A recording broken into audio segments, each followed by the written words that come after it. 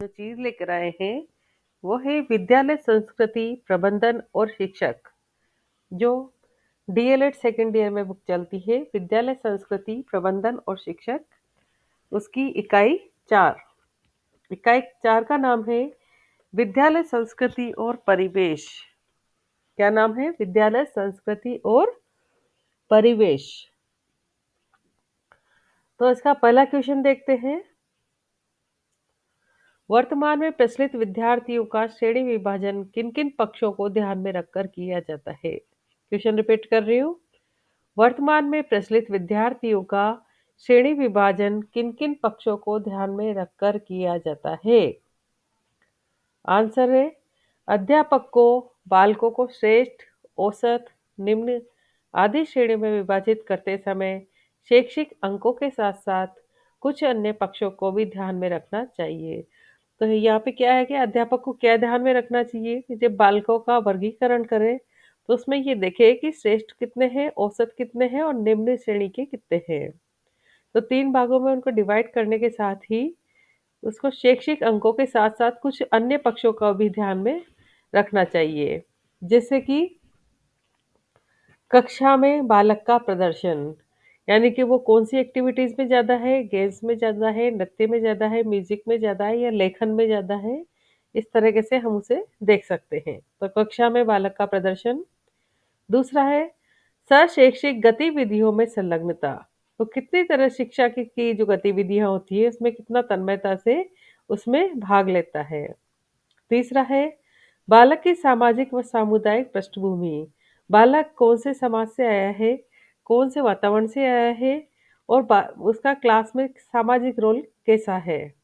तो ये सब उसमें देखना जरूरी है। चौथा पॉइंट है विद्यार्थियों के प्रति शिक्षक के अंतर्मन की भावना। तो शिक्षक के मन में यही भावना होती है कि सभी विद्यार्थी हैं तो वह आगे बढ़े, प्रोग्रेस करे, जीवन में कुछ करे। तो शिक्षक से जितना सीख सकते हैं उतना सीखे।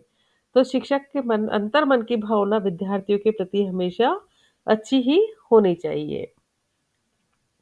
अगला क्वेश्चन है पर्व से क्या तात्पर्य है, इसके विभिन्न प्रकार बताइए। इसके आयोजन में विद्यार्थियों को कौन कौन से लाभ होते हैं? तो पर्व से तात्पर्य है हर्ष का अवसर। क्या? खुशी का अवसर, हर्ष का अवसर, प्रसन्नता का अवसर, अर्थात आनंद व उत्सव का दिन। इसके जो है वो है राष्ट्रीय पर्व। देखते हैं हम कौन से हैं। 26 जनवरी और 15 अगस्त। इनको हम राष्ट्रीय पर्व के रूप में मानते हैं। 26 जनवरी गणतंत्र दिवस है और 15 अगस्त है स्वतंत्रता दिवस। ये राष्ट्रीय पर्व के रूप में माने जाते हैं। उसके बाद हम धार्मिक पर्वों को लेते हैं। तो उनमें रामनवमी हो गई, महाशिवरात्रि हो गई, होली, ईद, क्रिसमस आदि। आदि में जितने भी धर्म से संबंधित जितने भी त्योहार आते हैं, जितने भी पर्व मनाए जाते हैं, वो सब धार्मिक पर्व के अंतर्गत आते हैं। उत्सव, पर्व, जयंतियों के आयोजन से विद्यार्थियों को जो लाभ है वो देखते हैं। पर्व के आयोजन से बालकों का शारीरिक, मानसिक, बौद्धिक विकास होता है। क्या होता है? बालकों का शारीरिक, मानसिक, बौद्धिक विकास होता है। बालकों में कल्पना शक्ति, सृजनात्मकता, चिंतन आदि गुणों का विकास होता है। बालक कुछ न कुछ एक्टिविटीज करते हैं, उसमें तो अपना दिमाग लगा के करते हैं, अपने मानसिक क्षमता क्षमता का उपयोग करते हैं, अपनी शारीरिक क्षमता का उपयोग करते हैं। तो बालकों में कल्पना शक्ति, सृजनात्मकता, चिंतन आदि गुणों का विकास होता है। तीसरा पॉइंट है अध्ययन के साथ साथ बालकों को विभिन्न धर्मों एवं संस्कृतियों का ज्ञान होता है। बालक को क्या है कि पढ़ाई तो उसे करनी ही है, किताबी ज्ञान है जो उससे लेना ही है, लेकिन उसके साथ साथ जब अन्य धर्म के रीति रिवाज परंपराओं को समझेगा, उनके त्योहारों को मनाएगा तो उसको उसका ज्ञान भी होगा। पर्व, उत्सव, जयंतियों को बालकों का अध्ययन सहज व रुचिकर व प्रभावी होता है। क्योंकि पर्व उत्सव जब मनाए जाते और जयंतियां मनाई जाती है तो बालक उसमें सहज रुचि लेता है। क्योंकि उसमें कोई भी पर्व मनाएंगे तो उसमें कविता भी सुनाना है, नृत्य भी करना है, भाषण भी देना है, सभी कुछ होता है। जयंतियों में होता है, उत्सव मनाते हैं तब होता है। तो बालक उसमें रुचि लेता है और अपना प्रभाव छोड़ता है। बालकों में विभिन्न संस्कृति के पक्षों का ज्ञान होता है। जब पर्व वगैरह ये मनाएंगे तो बालकों में क्या होगा, दूसरे संस्कृति है, दूसरे धर्म के जो ज्ञान भी उसको प्राप्त होगा।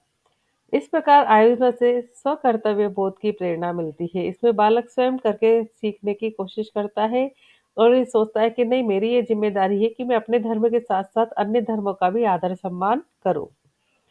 समूह में कार्य करने की दक्षता और नेतृत्व करने की कुशलता आती है। बालक समूह बना के प्रोग्राम देते हैं कि जैसे 5 का समूह हो गया, 8 का समूह हो गया, उन्होंने नृत्य किया, उन्होंने गायन किया, उन्होंने अन्य कुछ नाटक किया, किसी के माध्यम से उन्होंने अपनी विचारधाराएँ प्रकट की, अपने देश के प्रति, धर्म के प्रति, समुदाय के प्रति भी अपने विचार व्यक्त किए, उनके अपने कार्य के द्वारा, तो वो समूह में कार्य करना सीखता है। बालकों में शारीरिक, मानसिक, बौद्धिक विकास होता है। बालक सभी तरह की एक्टिविटीज करता है जिससे उसमें के शारीरिक, मानसिक और बौद्धिक विकास होता है। अगला प्रश्न है, भारतीय संस्कृति में पर्वों का क्या महत्व है? तो हम देखते हैं, उत्तर है, भारतीय संस्कृति विश्व की समृद्धतम तथा प्राचीनतम संस्कृति है। हम ये जानते हैं कि हमारे वेद, साहित्य, पुराण जितने भी है, गीता, भागवत, जितनी जितनी चीजें हैं, तो हमारे सबसे समृद्धतम और सबसे प्राचीन संस्कृति मानी जाती है। भारतीय पर्वों के पीछे अनगिनत रोचक पौराणिक और ऐतिहासिक कथाएं छिपी हुई। भारत में जितने पर्व बनते हैं, जैसे दीपावली बनते हैं, तो कहते हैं कि लक्ष्मी जी भी आती है उस दिन और राम भगवान भी उस दिन लौटे थे, इसलिए घर घर दिए जलाए जाते हैं। जो जो हमारी संस्कृति की उदारता की विशेष पहचान है, पर्व ही ऐसे माध्यम है जो हमें नीरस और उबाऊ जीवन में उल्लास व भाईचारे की भावना भरते हैं। तो पर्व क्या है कि ऐसा माध्यम है जो हमारे नीरस व उबाऊ जीवन में उल्लास और भाईचारे की भावना भरते हैं।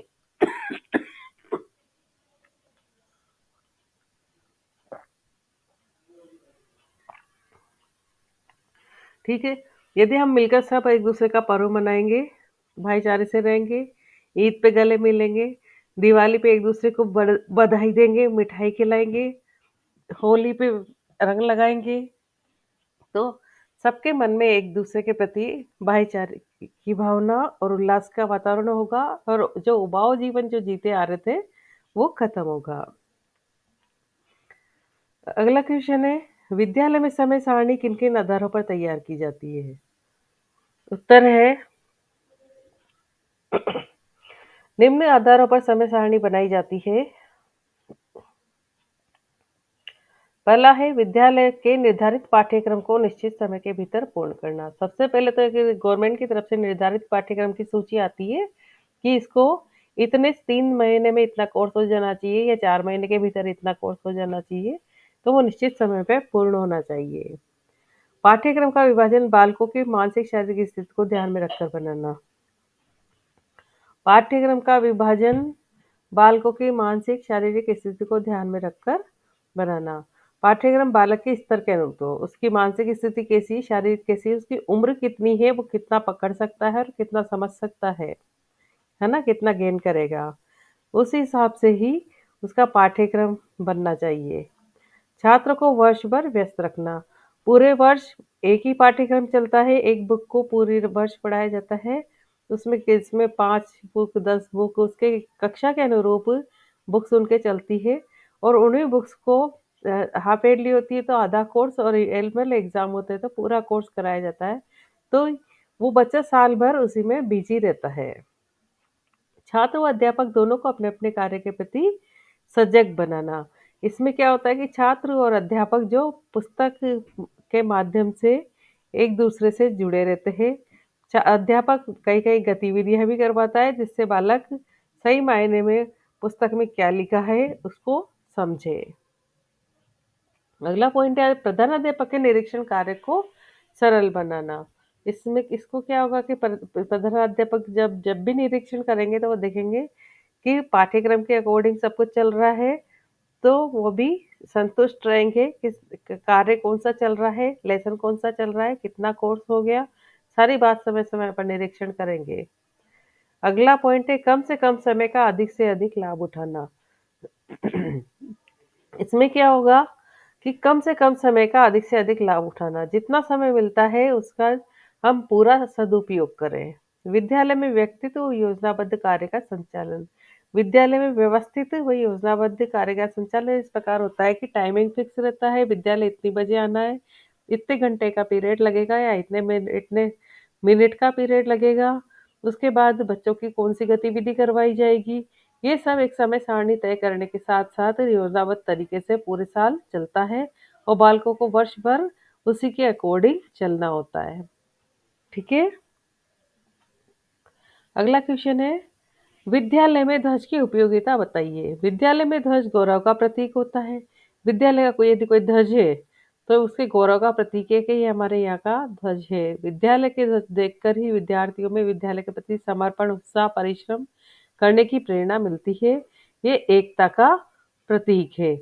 यदि विद्यालय का कोई ध्वज होगा तो उसे देखकर ऐसा लगेगा कि नहीं, ये हमारे विद्यालय का ध्वज है। उसे हाथ में लेकर एक उत्साह पैदा होगा और लगेगा कि नहीं, हम कुछ करने वाले हैं, हम एक यूनिट है, पूरी यूनिटी के साथ चलेंगे, सब बच्चे एक साथ ध्वज के नीचे खड़े होंगे, अपने कार्यक्रम करेंगे, तो उनमें उत्साह और समर्पण का भाव बनेगा।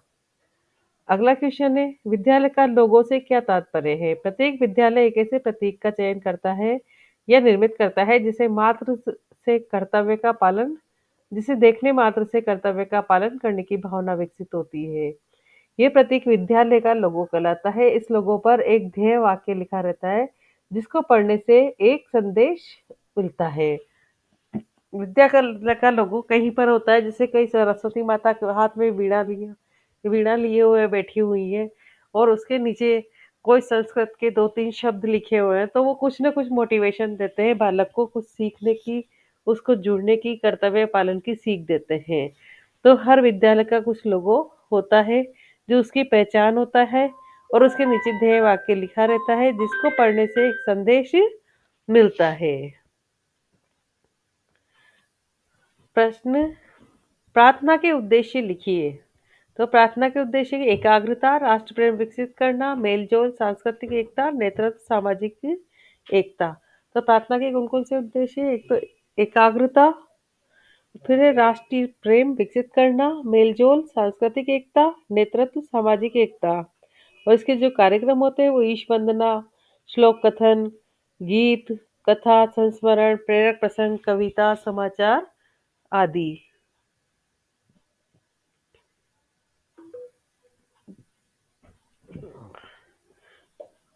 ये इतने इस यूनिट के इतने क्वेश्चन आपके सामने आ गए हैं। मुझे उम्मीद है ये यूनिट आपको समझ में आ गई होगी, क्योंकि दैनिक जीवन, बालक के दैनिक जीवन से जुड़ी हुई पूरी बातें इसमें आ गई है कि पूरी साल भर उसकी कौन-कौन सी विद्यालय में गतिविधियाँ होती हैं, वो सब इसमें आ गया है। मुझे उम्मीद है आपको ये समझ में आ गया होगा। इसी के साथ हमारे चैनल को लाइक, शेयर और सब्सक्राइब करें। धन्यवाद।